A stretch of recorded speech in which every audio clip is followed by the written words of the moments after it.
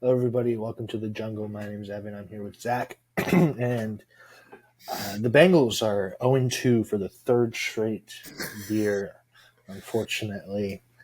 And we're going to talk about it. But before we dive in, make sure to like and subscribe if you enjoy it and to follow us on Instagram and Twitter at Around the Jungle for all of your Bengals news. Yeah, let's dive into this game. The Chiefs beat the Bengals 26-25. Overall, it was a great game, but it didn't. It came with some controversy. Um, there was a questionable pass interference call that basically decided the game. It was the Bengals had them at 4th and 16, and Mahomes scrambled out threw a deep ball to who was it, Rashid Rice, I think. Yeah, it was Rice. And then rookie Dejon Anthony was on the play, and he broke the ball up, but they called him for a pass interference, getting the Chiefs into field goal range. And then Harrison Butker kicked the game-winning field goal with no time left. So we'll start with the elephant in the room. Zach, do you think that was pass interference? Personally, no. You're allowed to play the ball, and that's clearly what he was doing. Apparently, a lot of people disagree and say that it was very clearly pass interference. I feel like it's 50-50. I've seen a lot of people say that it was a bad call, and I've seen a lot of people say, like, no, that's actually pass interference. I mean, I think it might have been one of those calls where it's like you could call it, but you definitely could get away with not calling it. Like, I mean, he was very clear. If he would have ran up behind him and just shoved him in the back flat out, then yeah, that's straight up pass interference. But that's just not what he did. He ran up. He was breaking on the ball. He jumped up and hit him in the back. Like he jumped and hit him, going for the ball. I wouldn't have called that. I don't think that's pass interference. He was going for the ball. They both were, and I don't think Rashee Rice. I think that was still a catchable ball for him. I mean, to be honest with you, they were. I seen a picture. I saw a picture. They're both in the air. They are both in the air with their hands up. Like, I, yeah, it was pretty ticky tack call. Yeah, and it just it's starting to become a common theme where the Chiefs get very ticky tack calls at the end of games to go their way. And my biggest thing with it is I'm getting very tired of watching NFL refs make calls that just take the game out of the hands of the players. Like this game got. The Bengals made mistakes throughout the game. The Chiefs made mistakes throughout the game. And the game was decided on a very, very ticky tack pass interference call. I mean, really, like that you're taking the game out of the hands of the players, and that's where I have an issue. And I can name you four other games in recent memory that have happened in the NFL where the game has been taken out of the hands of the players due to bad officiating. You got this one. You got the Rams and the Saints playoff game from 2018 or whatever year that was. You've got the Chiefs Eagles Super Bowl. You've got the Browns Colts game last year where the Colts got two phantom penalties on the goal line and the Browns basically got a walk-in touchdown off that end of the game. And then there was one other one that I can't remember who it was, but there was one other game last year where I was like, wow, the refs decided that game. Yeah. So it's just, I'm just really sick and tired of watching refs decide, like just take the game out of the players like that on a really ticky-tack call. And beyond the pass interference, call it a pass interference, whatever you will. It was very ticky-tack, even if you will call it. But call it a pass interference, whatever. You missed two egregiously blatant holding calls.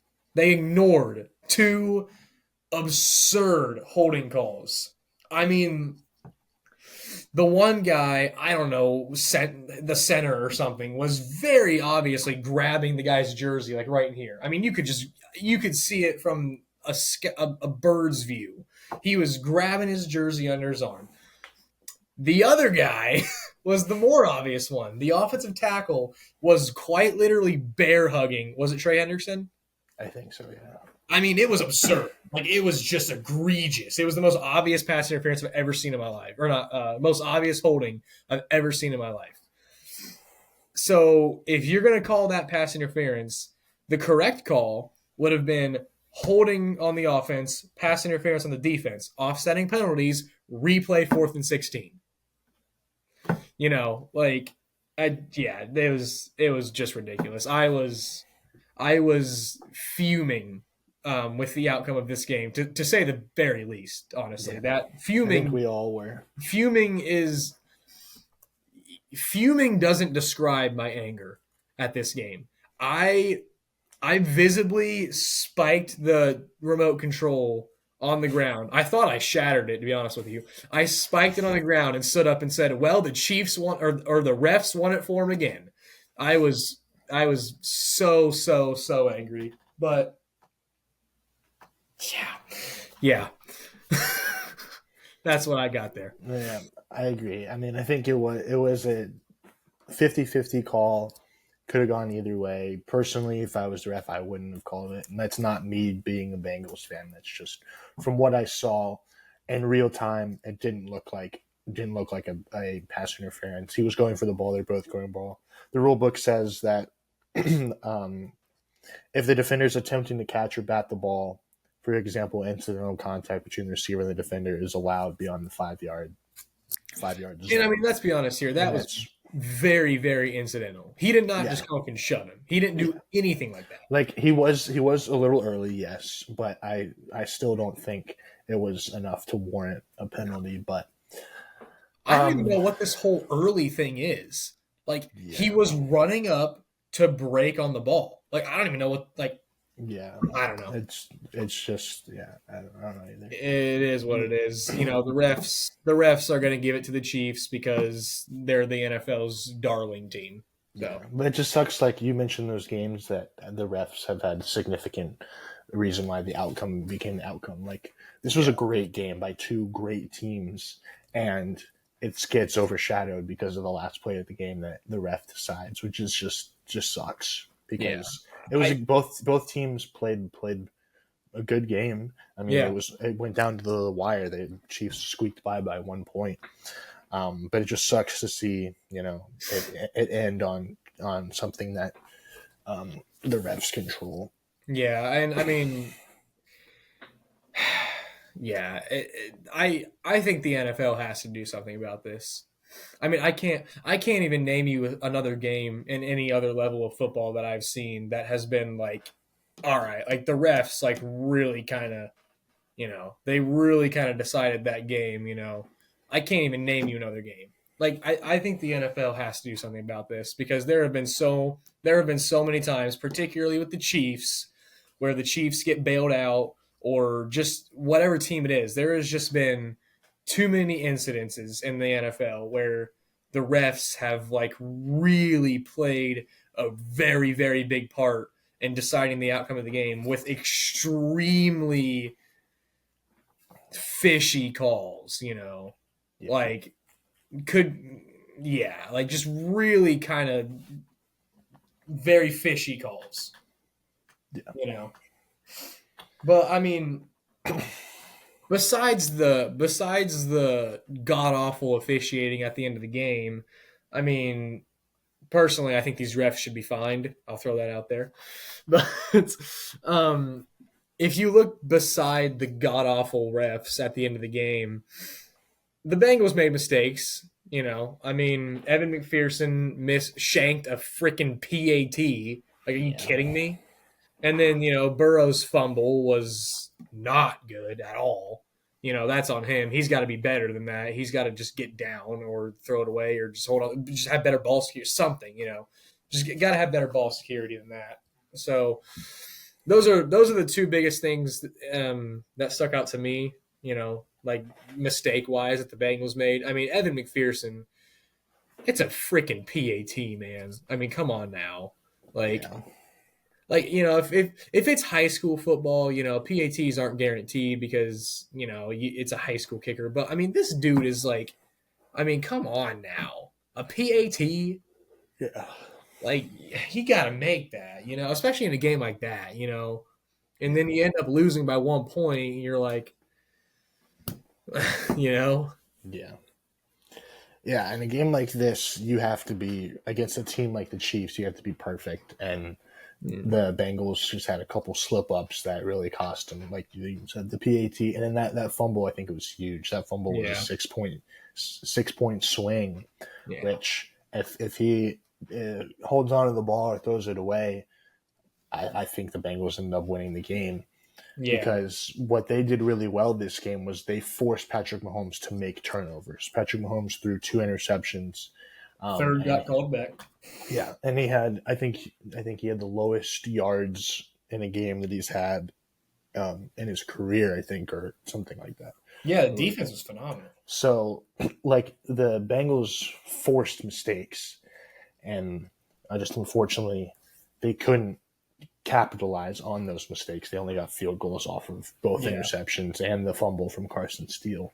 But um, but the one that swung the game was Burrow's fumble, yeah, which I know he's mad about. He talked about it. He's not, which is good, yeah. but it's just against a team like the Chiefs, you have to play perfectly to win these types of games, and they just slipped up a couple of times. But Yeah, and the thing that I think is the most disappointing is the fact that they're slipping up on things that are just really, kind of like like fundamental day things, one fun, like a yeah, PAT.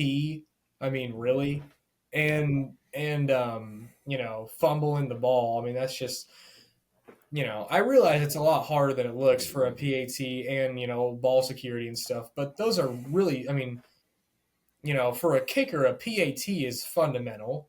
Holding on to the football is fundamental for every other position, especially the quarterback.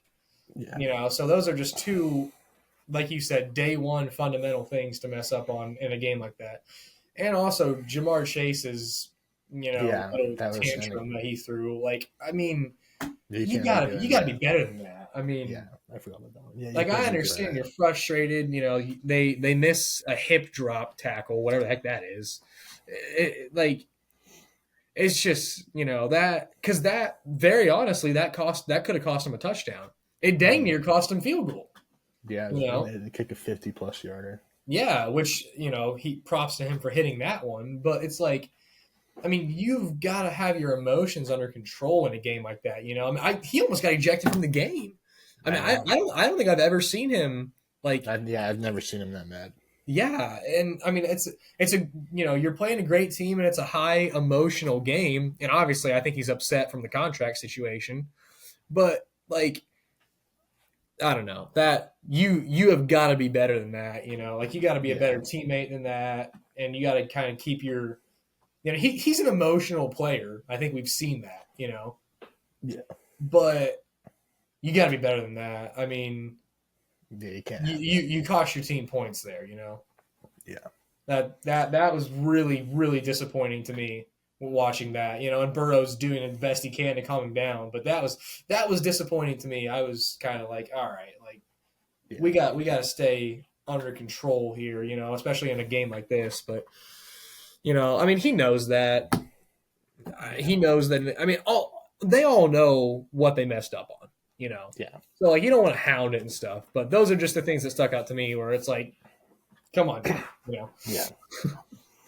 All right, let's look at some of the positives of the game because the Bengals actually played pretty well for the most part. It was night and day difference than week one. Yeah, They looked like an actual football team. yeah, Joe Burrow played well. He was 23 for 36 with 258 yards, 2 touchdowns. He was moving the ball more down the field than he was week one, which was good. That's something that we talked about and said that for them to have success on offense, they need to push the ball down the field, and he did that. He found his tight ends a lot. Mike Gesicki had a great game, 7 catches, 91 yards. He was a huge factor in the receiving game, which yeah, is good because the tight ends have been an issue since Burrow's been in Cincinnati, and it's good that he's finally getting a good pass catcher at the tight end position, which just opens up the offensive weapons even more. Mm-hmm. Yoshi Voss had 2 big touchdowns. That was good to see from him. Yeah. Um, he came up big in some areas. Jermaine Burton, he came in. He had a 47-yard catch, which was good to see. Um, I think that's the explosiveness that we talked about. That he can Yeah. bring that deep ball threat that can just push the defense down the field and kind of open up your explosiveness, which I think is good. And I'm hoping. And Zach Taylor said a lot of good things about him in the press conference. So hoping he can get a little bit more playing time as the season rolls on. Mm-hmm. And then, I mean, for the most part, the offensive line played all right. They only allowed 3 sacks, but one of those sacks was on that third and long that took Yeah. him out of field goal range. But I would say overall the against like guys like Chris Jones and George Karlaftis and that really good defensive front seven for the Chiefs, they played fairly well. Mm-hmm. So I was happy to see that. And then on defense, I mean, forcing 3 turnovers is huge. Cam Taylor-Britt had that insane interception with one hand. That was crazy. Yeah. He's playing at an all-pro level right now. He's playing very well. Yeah, he's looking really good. And Trey Hendrickson was just an absolute monster. He had 2 sacks, 2 TFLs, 4 tackles. He was just giving the left tackle just hell. I mean, the way they had to stop him by like putting him on a headlock and like throwing him on the ground. He Yeah. was just manhandling them and speeding up Patrick Mahomes, which is really huge. And Yeah. he always plays well in those types of big games. So it's good to see him kind of continue or still be that elite pass rusher that he was the last couple of years. And Sam Hubbard had some good plays. Logan Wilson again had 12 tackles. He's been phenomenal to start the season. I think I was a little nervous because the first half, I mean, it was the same story as we saw the Patriots game. They were just getting gashed by the runs. I think Pacheco was averaging like 5-6 yards a carry. In that first drive, they really just pounded the rock right through the heart of the Bengals. But obviously Pacheco went down. But even before that, they had kind of started to slow him down a little bit. Yeah. And then they did a really good job at forcing mistakes. Like we said, 3 turnovers, had one called back because of, what was it, defensive holding or something? Something like that. So overall, I think the defense played really well. And I found a stat this morning, which is interesting. So the Bengals have only given up 272 passing yards the entire so far this season, which is pretty good. Yeah, that's really good. Now the run defense is a different story. They've probably given up like close to 300 on the running game. Yeah. So they've given up basically like a little over 300. Yeah. But overall, I think the Bengals played well. I was very happy. I was very encouraged with what I saw. Yes, it sucked that we lost. Yeah. But I feel like this was I feel a lot better going into this week than I did last week. Because last week we just looked terrible and looked so out of sorts, and I was like, "This is not going to be good if we continue to play like this." But this game we looked like the Bengals that we're accustomed to seeing the last couple of years when Burrow's healthy, and that it was just good to see that team kind of come back. And unfortunately, they couldn't get the job done. But I think there's a lot of positives to pull out of this game. Yeah, for sure. I would say so. Yeah, I think overall defense played really well. People keep highlighting the run defense. It's an issue, but I mean, I don't know. I think overall they played pretty well. Cam Taylor-Britt is looking really good. It was nice to see him back up his trash talk. Yeah. Honestly, I was very pleased. I think that the skill room really stepped up. You had your tight ends getting involved, making big plays. You had other receivers. Jamar Chase wasn't even the guy, honestly. Yoshi had 2 touchdowns. They were doubling Jamar majority of the game. Yeah, so I mean, and the other guys stepped up into that role, so that was encouraging for sure. I'm encouraged all around by what I saw. I don't feel quite like I did. I'm like, oh, we actually played pretty good football. We look like a real, playoff team. So, the only issue is, we tend to play to our competition, and that needs to be fixed now. But other than that, we look pretty good. The only other thing that I would continue to point out would be just the lack of Chase Brown being involved. I still am not really Yeah. picking up on why that's happening. Yeah, I mean, he had 4 carries, but he averaged 8 yards a carry, which was That's what really I'm good. saying. Every time he got in, he just, he ripped off a really good run, take him right back out of the game. Yeah. I don't really, and he's a great receiving threat too. So I don't. That's the only thing that I'm still questioning leaving this Chiefs game. Like, why is Chase Brown not getting more involved? That's my only question that I really still have. I thought the O line really played pretty well, and you pointed out one of those 3 sacks was to end that drive, take him out of field goal range. That was that, but I would almost question like I knew everyone knew full well that in that scenario the Chiefs were going to bring the heat. So you've got to have more people to protect. I can't remember how many they had, 5 or 6 guys to protect. I think you got to go 7. I mean, I think you've got to have enough guys to protect here. I realize that you want to have 5, 6 guys running out on the route here, but I mean, that they're going to send the ranch, and they did. Yeah. You just didn't have enough guys to protect. So I don't even know if really that's on the offensive line just sucking and missing, as it is more so just they didn't have enough guys to protect. Yeah. But yeah, that was like one of my bigger complaints too, just as towards the end of the game, because I knew I remember watching that drive and I knew it's 3rd and long. Well, I mean, what was it? 3rd and 6, 3rd and 8. I was like, they're going to bring the heat here. I mean, this is the end of the game. They're going to bring the ranch. And that's exactly what they did. And they didn't have enough guys. So I was a little disappointed with that. But I think the offensive line really played pretty well. Because I don't even know if I would put that sack on them. The other 2, I can't really remember. They look like a solid group.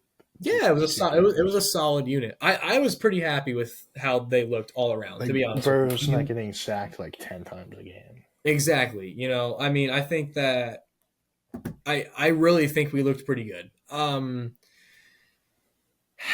just, I think we got to figure out how to get Jamar Chase still more involved. I think you got to figure out how to beat double teams. Just get more creative and stuff. But I'm encouraged by the way everyone's playing. One thing that I was encouraged by, which you say trying to get him open and kind of create more ways, is they utilized him in motion a lot, which I thought was good. They actually ran 70% of their plays on offense. They utilized some sort of motion, and they averaged 6 yards a carry or 6 yards per play when utilizing the motion, other than 3 yards without. And so I think against a great defense like the Chiefs, you have to kind of help scheme your best player open. And they had Jamar kind of running around the field. He would start in the backfield sometimes. He would run to the backfield and run back out. And what motions really help you do is it helps the quarterback to try to figure out the coverages. If the guy follows them, you're in man. If they don't, they're more likely in a type of a zone.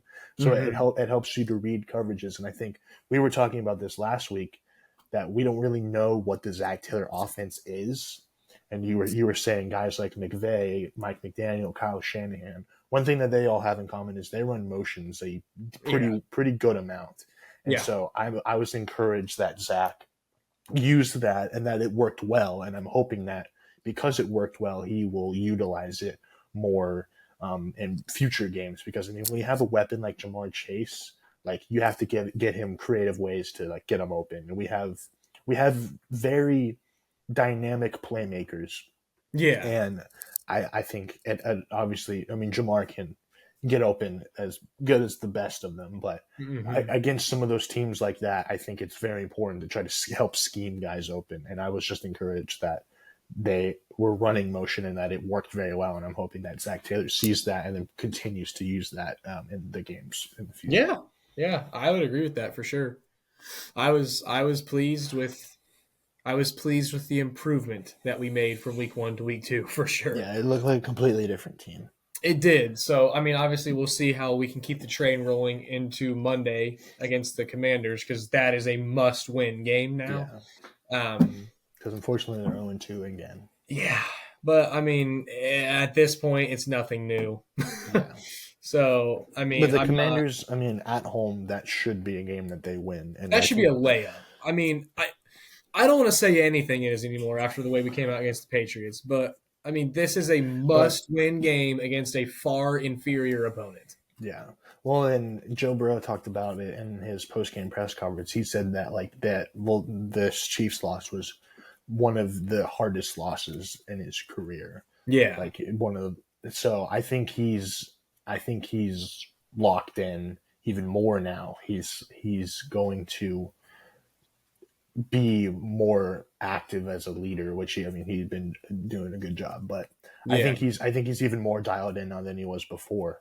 I think he's prepped to have a big game against Washington, and I mean Washington, their secondary has been very bad, and they've been getting destroyed on passes and stuff. So yeah. it's the matchup wise, it's a good matchup for the Bengals. They should take care of them. It's at home, right?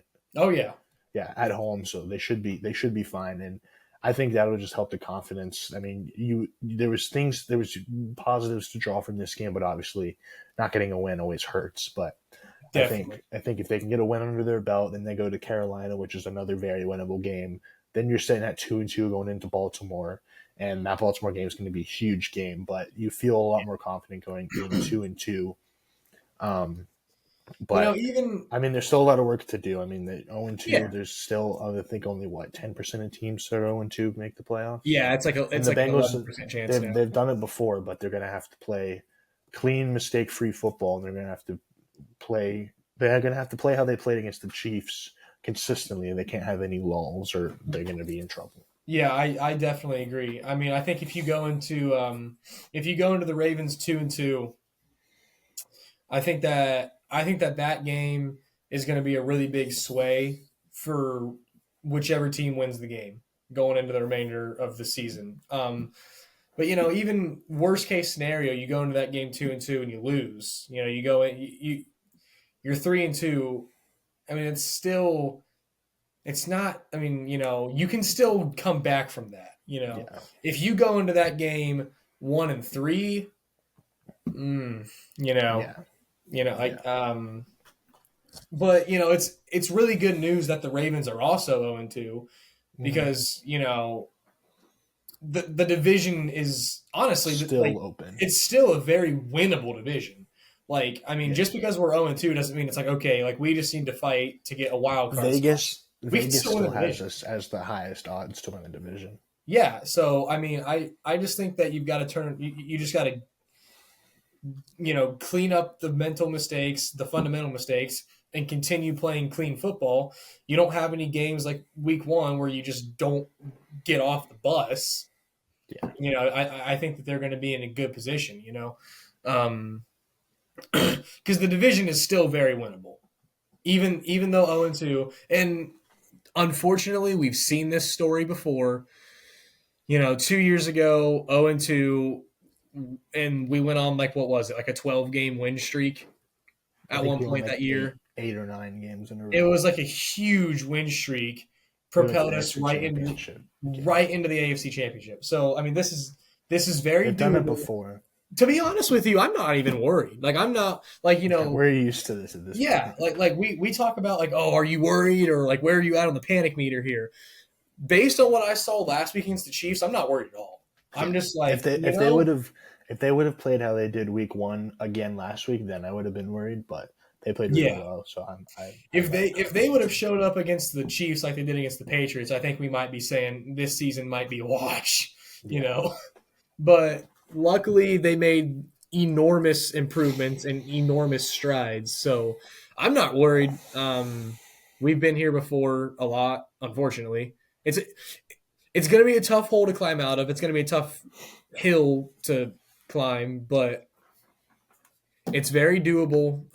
We've literally done it before, and we've done it before with a much harder schedule. hmm Um, so I'm not worried. I'm not panicking. I just got to take it week at a time, and hopefully we don't have any Patriots showings like over the rest of the season. yeah, I would agree. They gotta play play good football from here on Yeah, out. Yeah, for sure, for sure. Because like we were joking, but that Panthers game that's going to be a must-win game. Yeah, it will be. Yeah, whatever.